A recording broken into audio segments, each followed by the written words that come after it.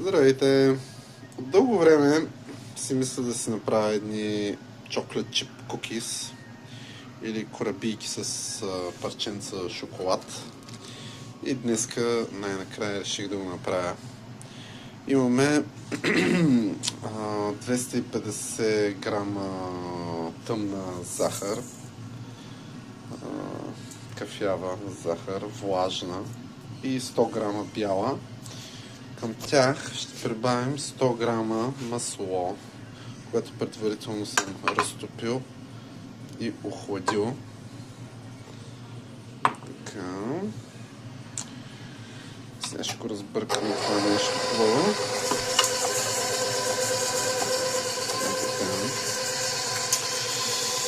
След това ще прибавим тази сметана и яйцата. Слагаме и сметаната.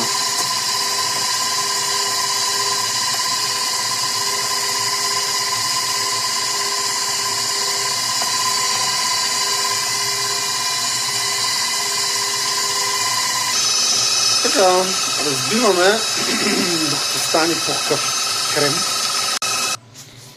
Така, сега ще прибави 3 яйца. Всичко разбъркаме добре, докато се разтопи захарта.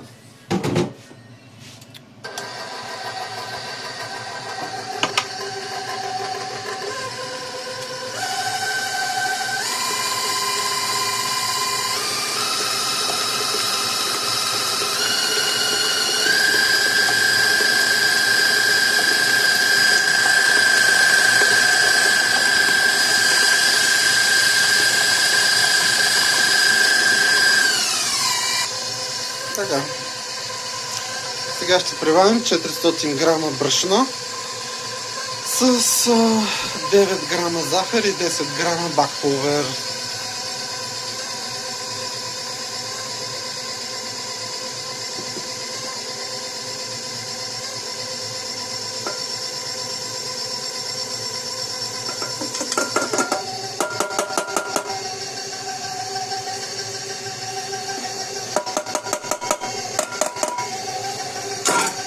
Така, и забравихме да сложим ванилията, но сега ще я прибавим. Ето тук имаме малко ванилия. Ще прибавим така малко количество. Ще е добре.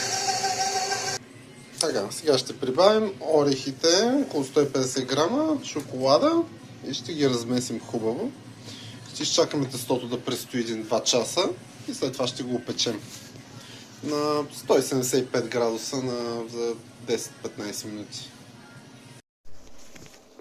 След 2 часа тестото е доста по-твърдо и е лесно за оформяне.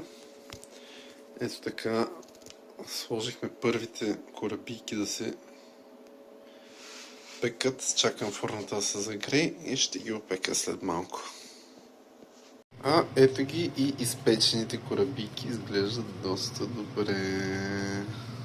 Само 12 минути на 175 градуса с вентилатор. Още са топли. Сега ще опитам.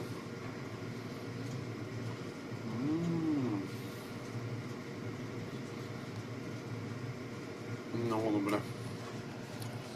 С парченца орехи.